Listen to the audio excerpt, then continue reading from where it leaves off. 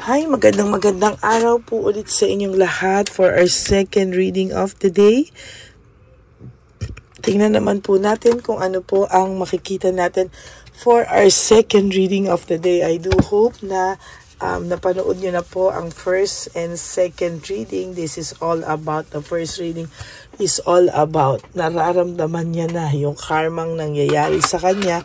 And ngayon po gusto ko naman pong tingnan kung ano po ang makikita natin dito sa ating reading of the day. No? Second reading of the day. Tingnan po natin. Okay.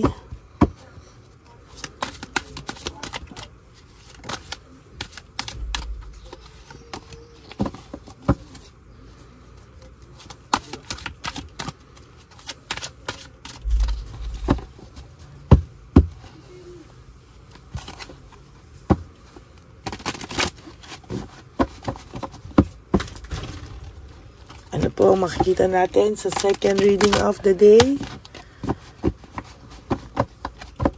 Pili po tayo ng 10.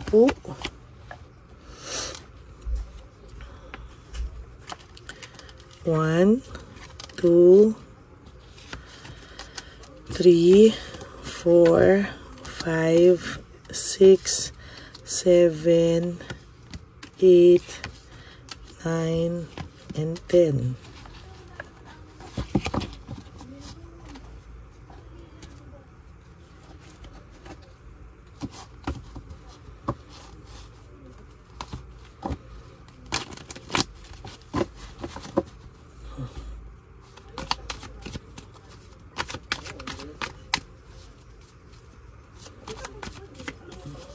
Yan.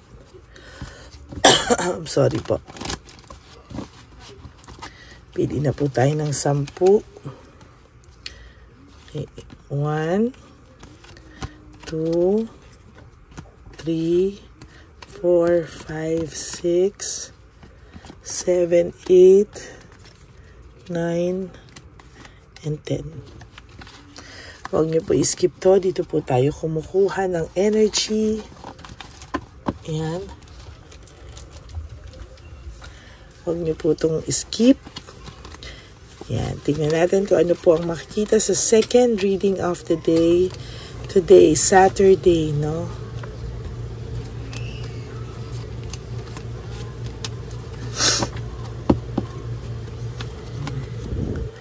Okay, for your first card, this is all about discouragement and insecurity. Maybe the third person or the third party sa relationship niyo po ay nadi-discourage na or nai-insecure po sa iyo, no? There is something happening between the two of them na parang ang pakiramdam po ng third party ay mahal ka pa po ng iyong person. Ano? Pakiramdam ng third party, ikaw pa rin after all this time, no, ikaw pa rin, ano, hindi niya in denial, pero ramdam niya in denial ang third party.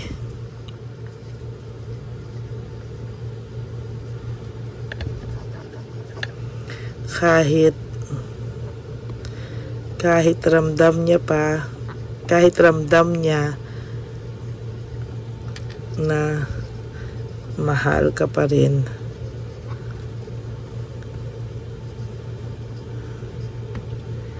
ng person mo.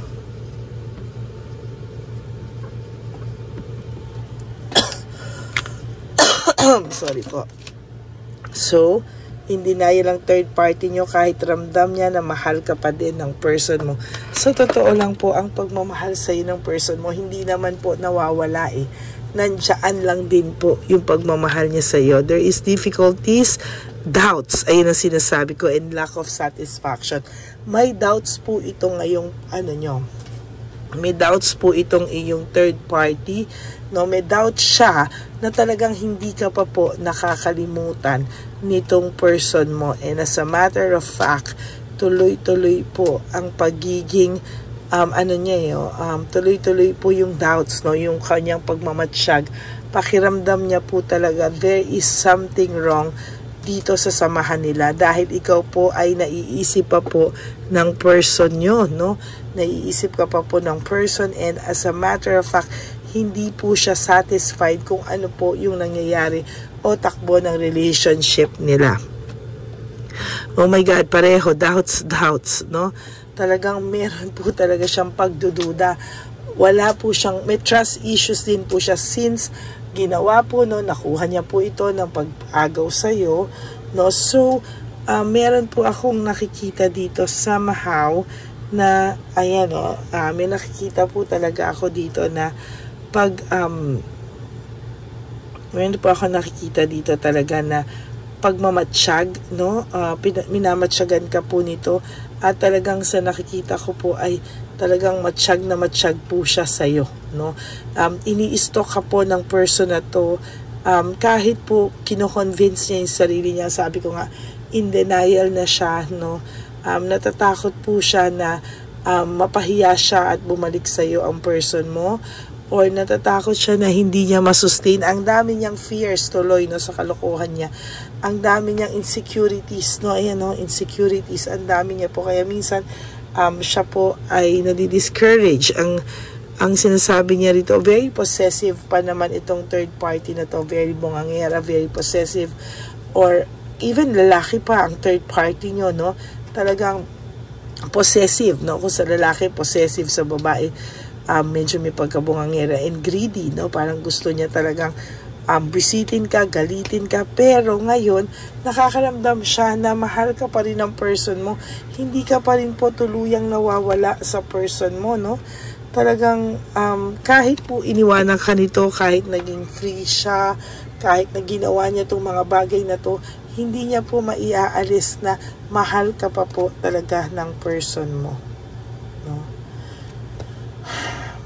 Error of judgment, nagkamali daw po siya sa pagpili niya, pero wala na po siyang magawa, nandito na, nagawa na niya. So somehow talagang iniisip na lang po niya na panindigan muna po sa ngayon, kahit most of the time nakakaramdam na po siya ng cold heart, no, nakakaramdam po siya ng cold heart.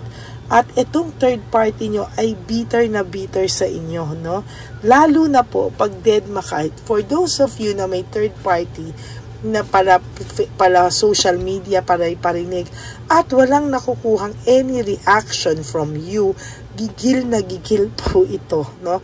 So sabi ko nga sa inyo, living well is the best revenge, no.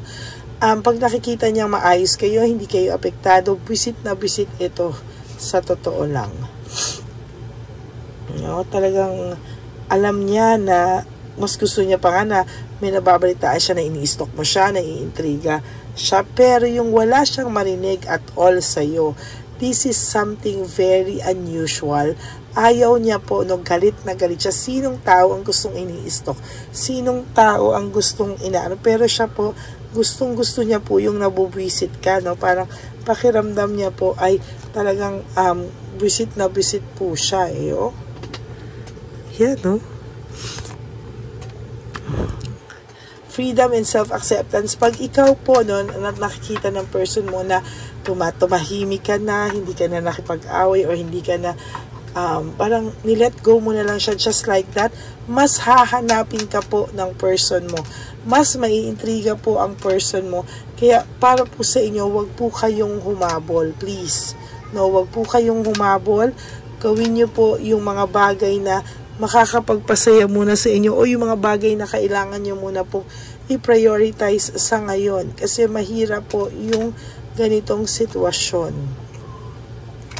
Boredom, lack of passion, sa totoo lang po, nagpapasalamat po siya na pagka may nararamdaman, nagpapasalamat po ang third party nyo kapag meron siyang reaksyon na nakukuha sa inyo. Pero pag wala po siyang nakukuha sa iyo at tahimik ka at nabibingis siya sa katahimikan, sa totoo lang po, no, visit na visit ito, no, talagang nagagaliti siya, lalo na po pag nag-aaway sila ng person mo, no, at yung kanyang no, nag-aaway sila, naiinis po ito, talagang gusto kang gilitan ito sa leeg, sa galit, sa pagkagalaite.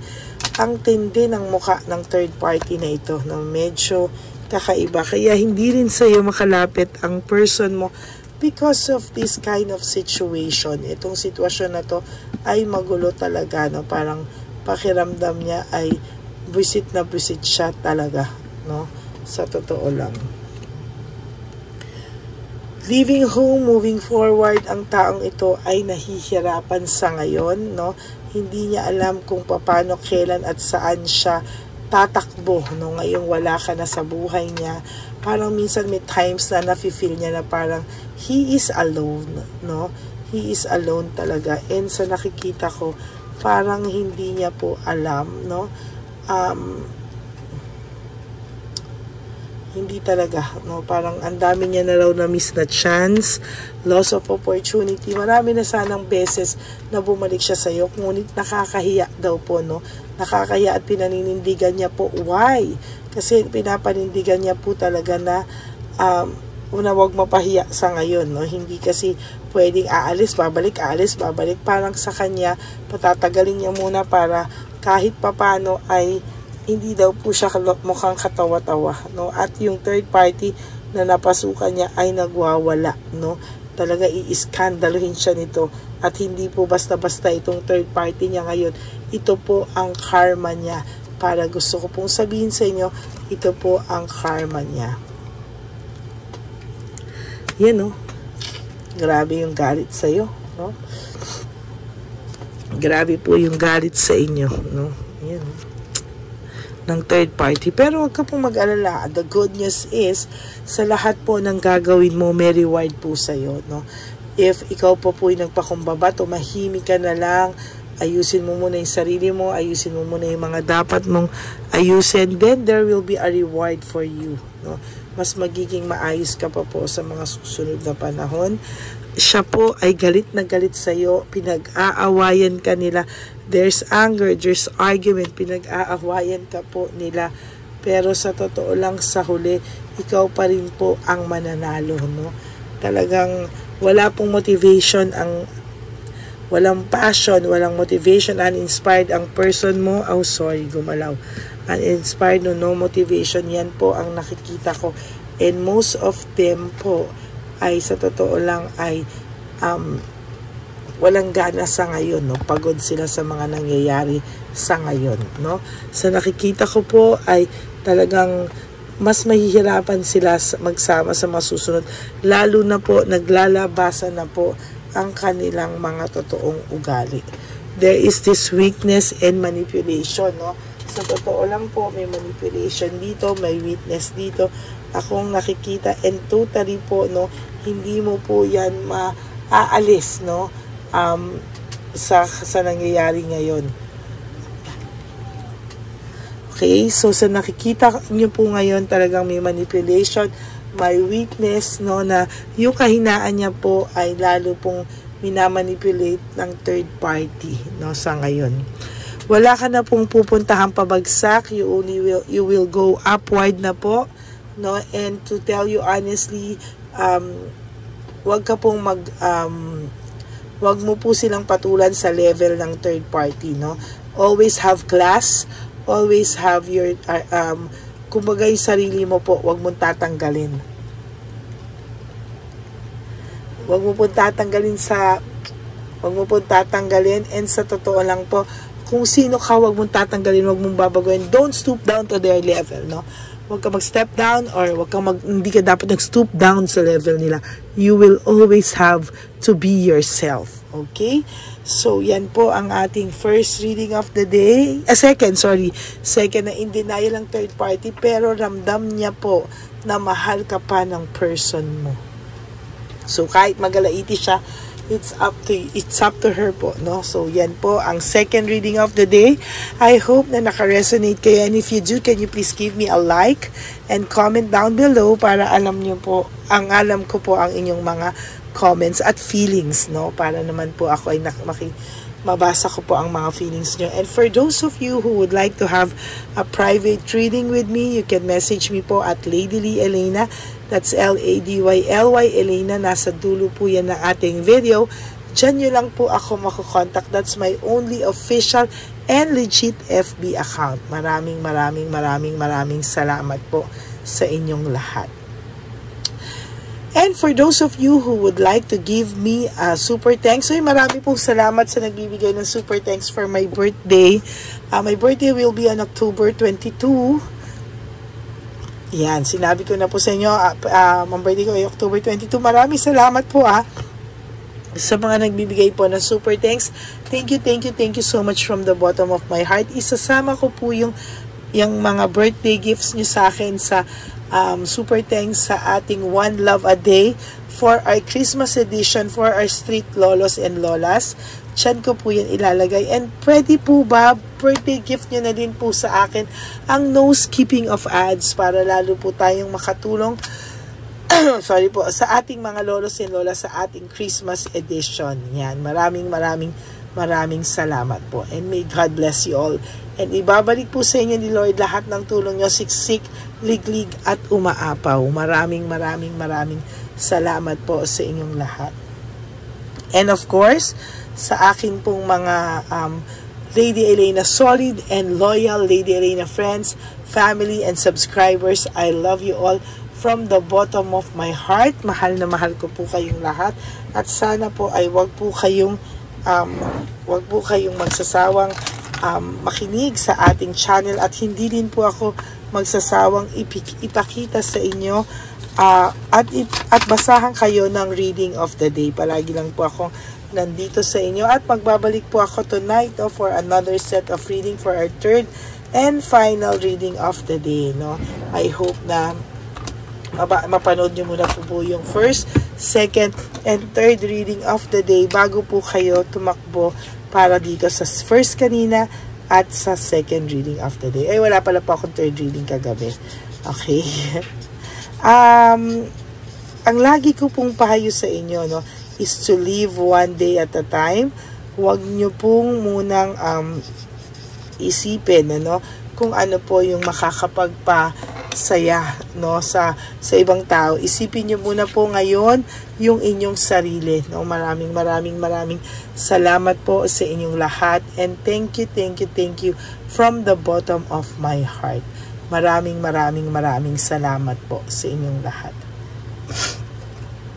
And of course, life is too short. Kaya don't make it shorter by stressing yourself from all the pains and heartaches na binigay sa inyo na kahapon. Just surrender everything to the divine universe and just let go and let God write your life and love story. I will be back for another set of reading. Huwag po kayong malulungkot, Ako po ay magbabalik para bigyan kayo ng another set of reading. Kaya mag-relax lang po kayo at isipin nyo po kung ano yung mga gusto nyo gawin to make yourself happy. Okay? God bless you all and I love you all and I will all see you again on my next and final reading. I love you all. God bless you. Bye.